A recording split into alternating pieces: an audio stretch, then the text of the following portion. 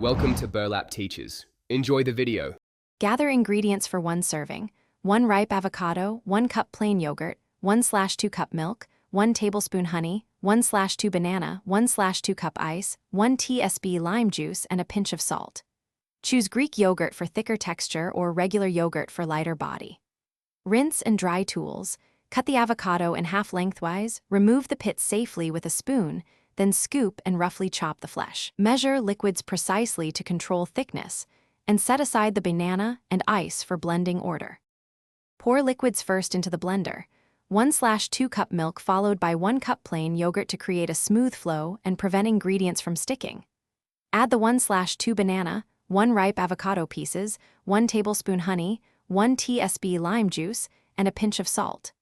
Blend on high for 30–45 seconds, pulsing twice if chunks remain. Check texture and add milk in 2 tablespoon increments until desired thickness. Add 1/2 cup ice last and pulse twice to chill without over-diluting, then taste and adjust sweetness.